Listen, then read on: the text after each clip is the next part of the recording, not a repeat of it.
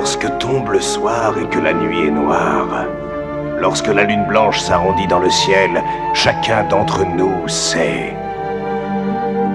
que la meilleure place au coin du feu est celle des monstres et merveilles.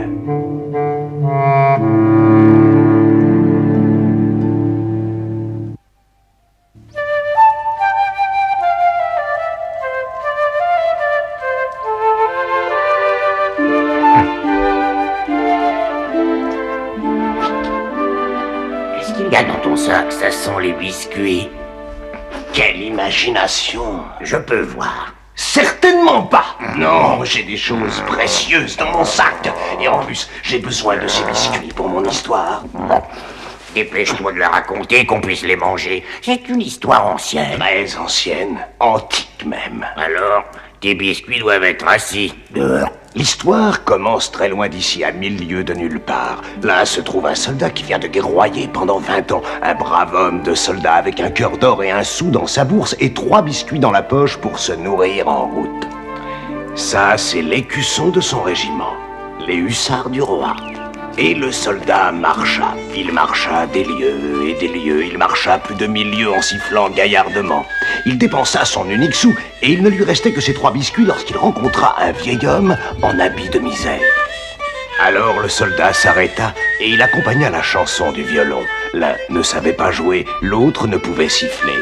Ils étaient enchantés de s'être rencontrés.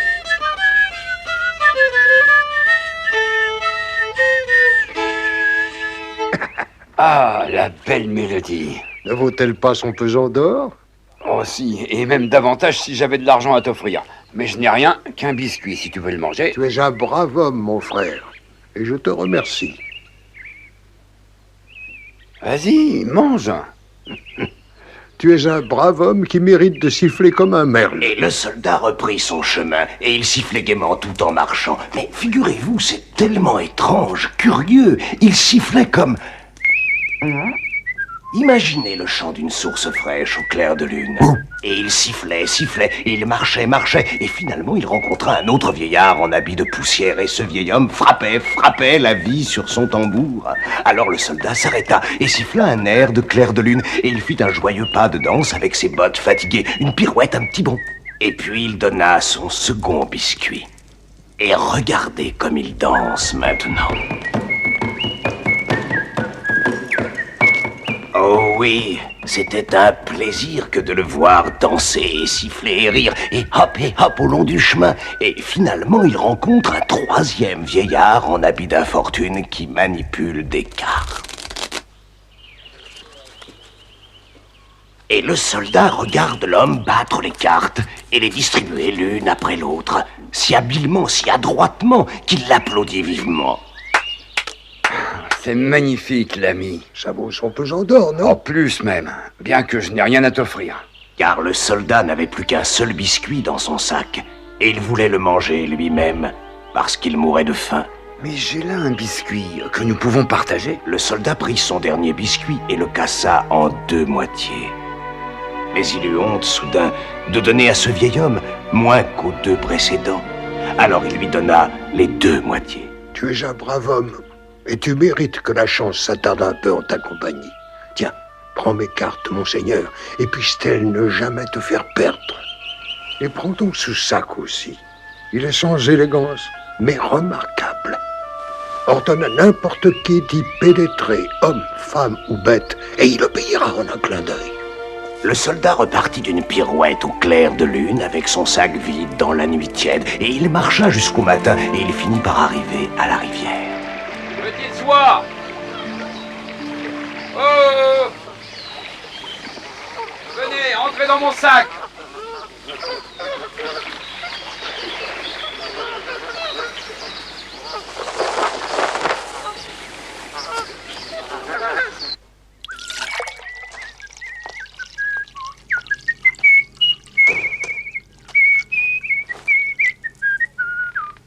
Tu siffles joliment.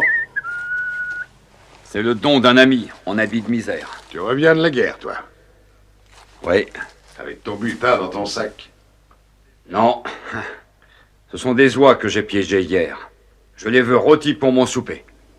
Si tu m'en rôtis une et me donnes à coucher, tu te paieras sur les 2 oies qui restent. Très bien, marché conclu. Mais n'oublie pas de me rendre le sac. L'aubergiste mit l'oie à rôtir à la broche. Il l'a farci de miel et de girofle, de cannelle et de châtaigne. Puis il l'a servi au soldat avec une bouteille de son meilleur vin. Et le soldat but le vin et mangea l'oie. Et il dansa jusqu'au matin. Et puis il coula à pic entre ses draps et se noya dans le sommeil. 3 jours plus tard, il se réveilla et regarda par la fenêtre. Et là-bas, sur la colline, il aperçut un château. Tu es enfin réveillé? Bien dormi, soldat? Pas mal, pas mal. À qui appartient ce château? Et pourquoi ces vitres sont-elles toutes brisées? C'est le palais du tsar. C'était autrefois un lieu de rire, de chandelles, de valses et de fêtes exquises. Aujourd'hui, les diables y jouent aux cartes. Les diables? Ah, les diables. Chaque nuit, ils accourent, ils crient, ils hurlent et ils jouent aux cartes. Personne n'ose approcher, ils sont si diaboliques. C'est un beau palais. Quelqu'un devrait faire partir ces démons. Une armée entière s'y est attaquée, mais au matin, elle ne comptait plus que des spectres. Ce sont des diables infernaux. Et en plus, ils jouent. Je crois que je vais aller voir. Oh, c'est une folie! Folie ou non, le soldat jette son sac sur son épaule et part pour le palais, sifflant un air de source fraîche au clair de lune. À l'intérieur, le silence pèse un poids terrible, comme si les murs eux-mêmes retenaient leur souffle et attendaient.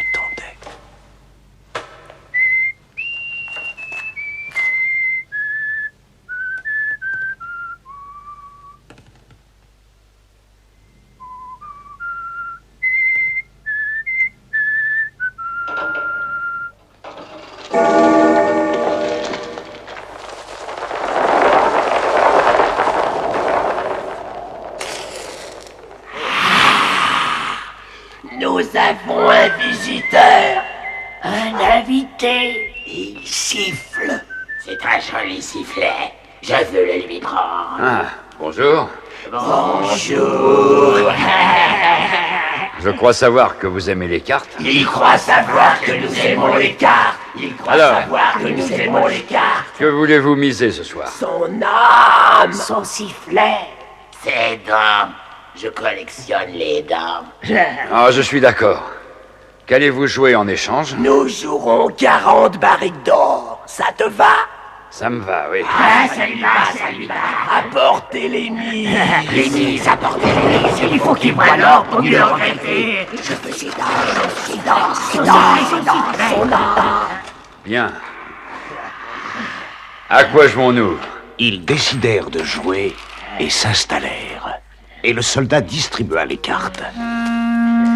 Et il gagna. C'est moi qui prends, je crois. Et il gagna encore et toujours. Est-ce qu'il triche? En tout cas, moi je triche, j'espère quand même. Moi aussi. Donne les cartes. Si vous voulez. Et il donna. Et il gagna. Et les diables se mirent à fumer et à souffler les vapeurs de l'enfer. Ils fumèrent, ils soufflèrent, hurlèrent. Le soldat gagna partie après partie, et les diables trichaient de façon infernale, mais en vain. Aux premières lueurs du jour, les 40 barriques d'or étaient réunies derrière la chaise du soldat qui sifflait sa victoire à plein poumon. Pauvre diable. Je pense qu'il est temps de nous arrêter. Non, nous n'arrêterons pas. Il est temps de manger car nous avons faim et tu es bien dodu. Nous verrons bien qui mangera qui. Que croyez-vous que ce soit? C'est un sac. Oui, un sac. Rien qu'un sac. Croyez-vous? Alors, par la grâce de Dieu, entrez dedans.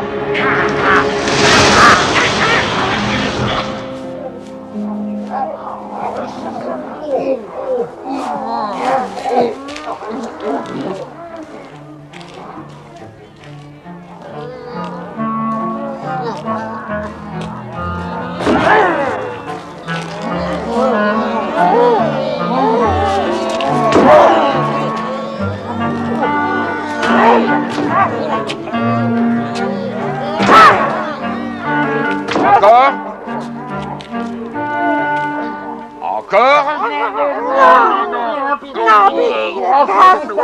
Quitterez-vous ce palais et cesserez-vous de faire le mal dans le pays? Laisse-nous sortir, s'il te plaît, nous sommes en miettes. Nous quittons le pays.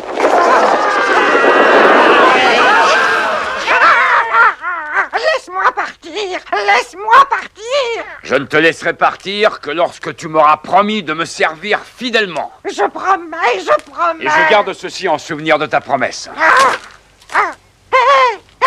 Mon pied! Tu m'as pris mon pied! C'est exact. Maintenant va-t'en et rappelle-toi qu'il est entre mes mains. Les diables se précipitèrent en enfer et claquèrent la porte en claquant des dents tant ils avaient peur du soldat et de son sac. Et ils tremblèrent et tressaillirent et fumèrent, soufflèrent, hurlèrent. Mais le soldat ne pensait plus au diable. Il était le héros du pays et le hussard du tsar. Mais la vie a beau nous sourire un temps, le dernier éclat de rire appartient à la mort. Hélas.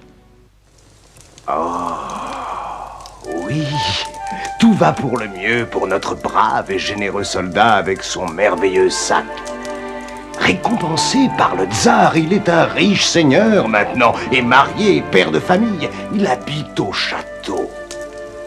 Aimé, choyé, caressé, respecté, que pourrait-il souhaiter de mieux? Mais un jour, car la chance est volage, un jour, car le destin est cruel, un jour, son fils est atteint d'un mal terrible. Il va très mal. À son chevet défilent les charlatans et les apothicaires, le chirurgien privé du tsar. La chambre se remplit de barbes grises et de hochements de tête. Mais la fièvre se fait plus forte encore. L'enfant tremble de froid, il est en sueur. Et, oh mon Dieu, les barbes grises sont remplacées par des prêtres qui murmurent et prient sans cesse. Et voilà l'homme en noir qui vient prendre les mesures du cercueil. Oh mon Dieu, qu'allons-nous faire? Mes lèvres sont sèches d'avoir tant prié, et mes jambes sont toutes raides d'être agenouillées. Et le souci et la peine ont emporté mon sifflet. C'est vraiment diabolique. Diabolique, oui. Mais où diable est mon diable, mon petit démon? Me voici, votre Excellence. Comment es-tu venu? Sur une seule jambe et en boitant, Seigneur, car vous avez mon pied. Guéris mon fils, et je te rends ton pied. À propos, voici ma bonne épouse, et voici mon diable. Enchantée, madame. Enchantée. Oui, je sais que ton fils est malade. Laisse-moi l'examiner. Regarde dans ce verre, Excellence. Je vois une créature étrange. C'est la mort, Excellence. Mais où se tient-elle? Au pied de mon fils. Tant mieux, il va donc guérir. C'est quand la mort s'installe à la tête que c'est grave. Voyons, asperge ton enfant avec 3 gouttes de l'eau de ce verre.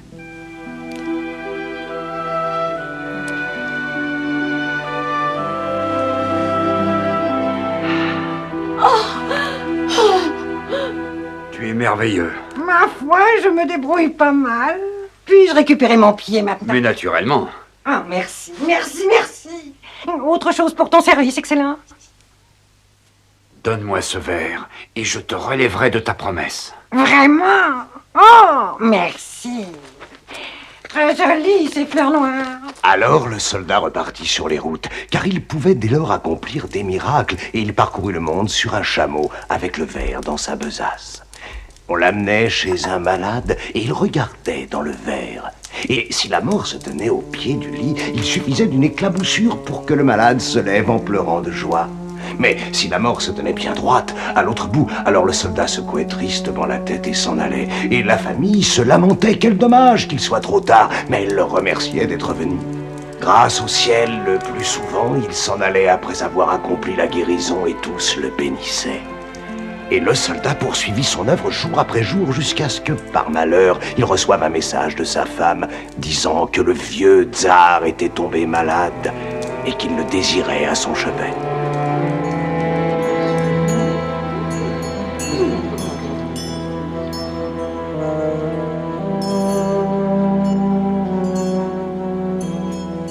J'arrive trop tard.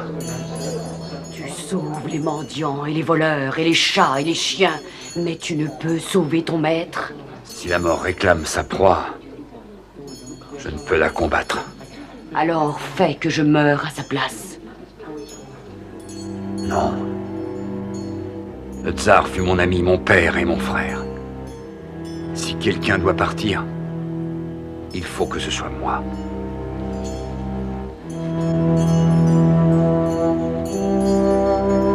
Mort. Prends-moi et épargne le tsar. Je t'en supplie.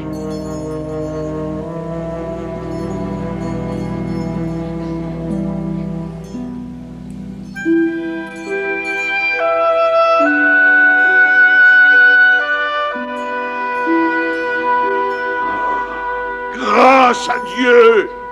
Grâce à Dieu! Grâce à Dieu!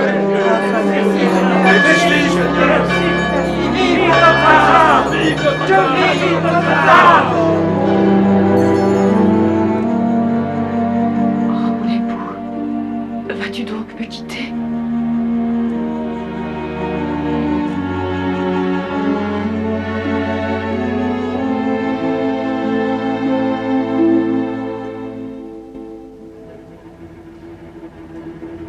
Sais-tu ce qu'est ceci? Un sac. Alors, puisque c'est un sac, entre dedans sans tarder. Oh! J'ai enfermé la mort dans mon sac! Bam! As-tu vu? J'ai enfermé la mort dans mon sac! Que dites-vous de ça, hein? Bien joué, non. La mort emprisonnée. La nouvelle fut murmurée de l'une des 50 femmes du tsar à l'autre et se répandit dans la ville comme une rumeur, car c'en était une et que rien ne se répand plus vite. Et il ne fallut que 4 minutes et demie pour que Toulouse le sache. Et au bout de 17 minutes, le pays entier était averti et le matin suivant, la nouvelle était répétée dans 1 millier de langages au moins. La mort emprisonnée. Morte en prigioniero. Tout ein Gefangener. Smild os nicht sein. Comment dit-on en grec? Ekmalotissa meton thanaton. Exactement. Bien. Alors le soldat s'en alla en portant la mort dans son sac. Il chercha la forêt la plus profonde et l'arbre le plus haut. Il grimpa au sommet et là, au bout de la plus longue des branches, il accrocha la mort. Et puis il tomba à terre si heureux qu'il ne sentit même pas sa chute. Et plus rien ne mourut? Plus rien.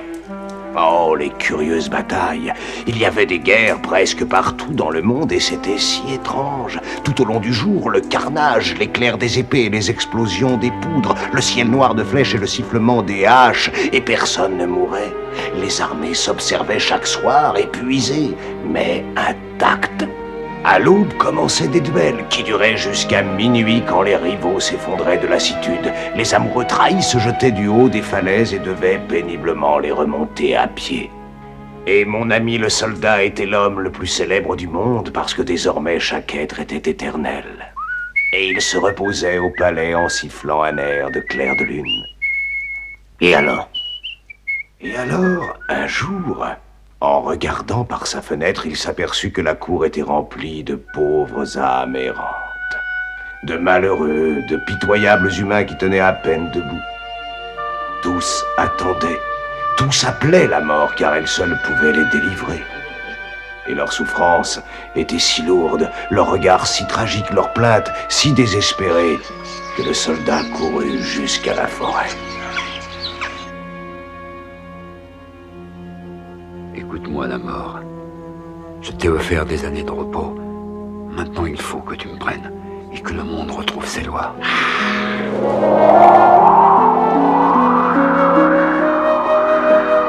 Reviens! Reviens! Mais la mort avait bien trop peur du soldat et de son sac. Elle ne revint jamais. Il fut condamné à vivre tandis que les autres vieillissaient et mouraient parce que la mort ne voulait pas le prendre. Et le soldat vit mourir sa femme, ses fils, les fils des enfants de ses fils, et quand il ne put en supporter davantage, il traîna son habit de misère, de poussière et d'infortune jusqu'aux confins de la terre, et lentement il prit le chemin de l'enfer.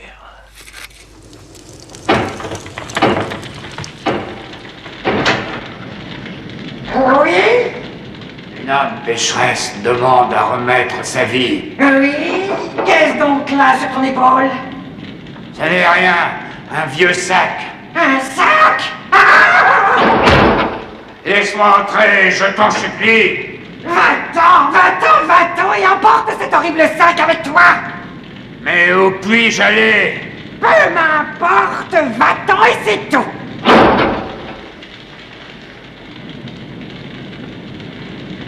Je ne partirai pas, à moins que vous ne m'indiquiez comment me rendre au paradis et me donniez une carte.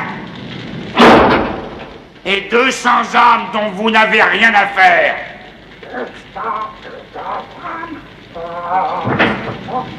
Disons 150! Sais-tu ce que j'ai là? Cesse donc d'agiter ce sac partout! Très bien, je t'en accorde 200! Zac! Suis bien la carte, et quand tu seras tout au bout, va vers le haut, tout droit, jusqu'à ce que tu aies la sensation de te tenir à l'envers, sur la tête. C'est la frontière du paradis. Après ça, tu n'auras qu'à suivre le son des orgues. Qui approche des portes du ciel? C'est moi le soldat qui gardait la mort prisonnière. Je vous amène 200 âmes arrachées aux enfers, dans l'espoir que Dieu me pardonnera et qu'il me laissera entrer. Les âmes peuvent entrer, mais seules. Allez-y et soyez bénis.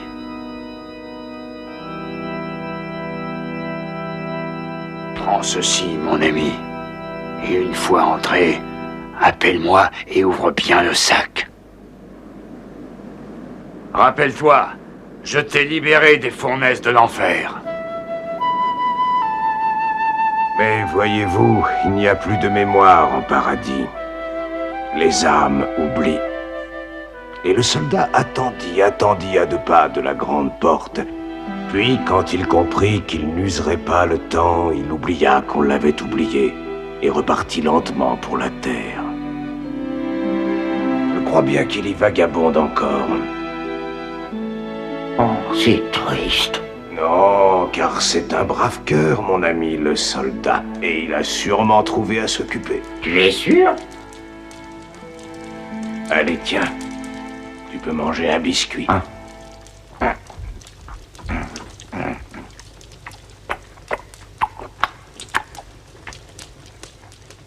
Et ça, tu sais ce que c'est? Un sac. Alors si c'est un sac, on te vide dedans. C'était pour rire.